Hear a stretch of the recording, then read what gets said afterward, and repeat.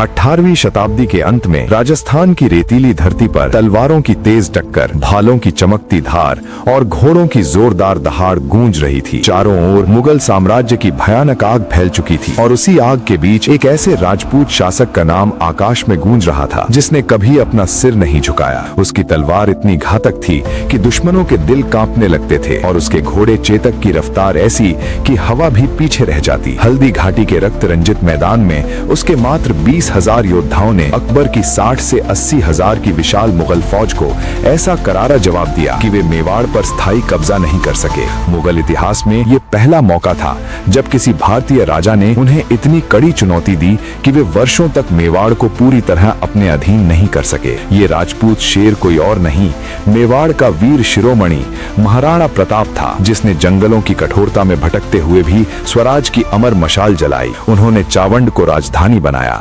कुंभलगढ़ जैसे अटल किलों को सुदृढ़ किया, सेना को स्टील की तरह मजबूत बनाया और मेवाड़ की आन बान शान को कभी झुकने न दिया। जब बाकी राजपूत राजा अकबर के सामने राजपूतानी शान भूलकर सिर झुका रहे थे, तब महाराणा प्रताप ने गरज कर कहा, मैं मेवाड़ का राजा हूँ, न कि कोई भिखारी। मुगल दरबार में जाने का सपना भी नहीं देख सकता। वो सिर झुकाने से बेहतर सिर कटाना पसंद करते थे। उनकी ये जिद आज भी लाखों भारतीयों के सीने में जोश भर देती है। लेकिन महाराणा प्रताप की कहानी यहीं खत्म नहीं होती। वो एक और अटूट साहसी, देशभक्त और प्रजा प्रेमी योद्धा थे, तो दूसरी ओर उनके कुछ फैसलों पर आज भी सवाल उठते हैं। कुछ इतिहासकार कहते हैं कि उनकी अडिग जिद ने मेवाड़ को तबाह कर दिया। चावंड के घने जंगलों में वर्षों भटकना पड़ा, भूखमरी और कष्ट झेले, प्रजा को युद्ध की आग में झोंक दिया। क्या उनकी हार जीत का फॉर्मूला सही था? क्या महाराणा प्रताप एक अमर वीर शिरोमणि थे या विवादास्पद राजा जिसने स्वाभिमान के नाम पर राज्य को संकट में डाल दिया? आइए इस रहस्यमयी योद्धा की पूरी कहानी को खोलते हैं। 16वीं शताब्दी के मध्य में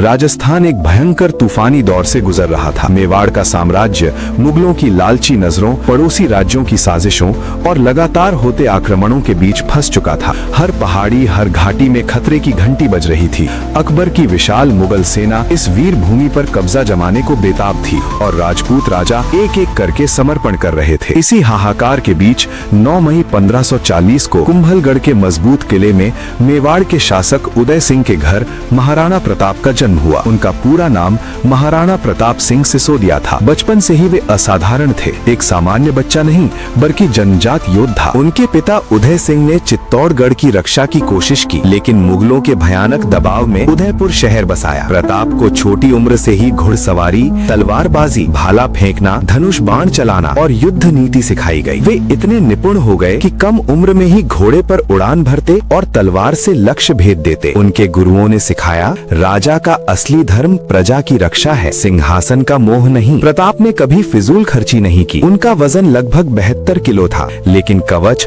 और हथियारों के साथ उनका भार बहुत अधिक हो जाता था। उनका प्रसिद्ध घोड़ा चेतक इतना वफादार था कि दुर्गम पहाड़ों और खाइयों को भी पार कर जाता था। बचपन में ही उन्होंने ठान लिया, मेवाड़ कभी गुलामी की जंजीरों में नहीं बंधेगा। मुगल बादशाह अकबर की नजर मेवाड़ पर पड़ चुकी थी। 1567 में उसने अपने सेनापतियों को भेजा। प्रताप ने चित्तौड़ किले को अभेद्य बनाने की कोशिश की, दीवारें मजबूत की, खाइयां गहरी की, अनाज भंडार भरे, लेकिन 1568 में मुगलों ने चित्तौड़ पर कब्जा कर लिया। हजारों राजपूतों ने जौहर किया, लेकिन प्रताप ने आत्मसमर्पण नहीं किया। उन्होंने गुरिल्ला युद्ध की रणनीति अपनाई, जंगलों से अचानक छापे, रात के अंधेरे में हमले। मुगल सैनिक भय में जीने लगे। 1572 में पिता उदय सिंह की मृत्यु के बाद प्रताप मेवाड़ के राणा बने। अकबर ने राजदूत भेजे, समर्पण करो, जागीर मिलेगी, सम्मान मिलेगा। लेकिन प्रताप ने साफ कहा, मैं जन्म से स्वतंत्र हूँ, गुलामी स्वीकार नहीं करूँगा। भामा शाह जैसे वफादार सरदारों ने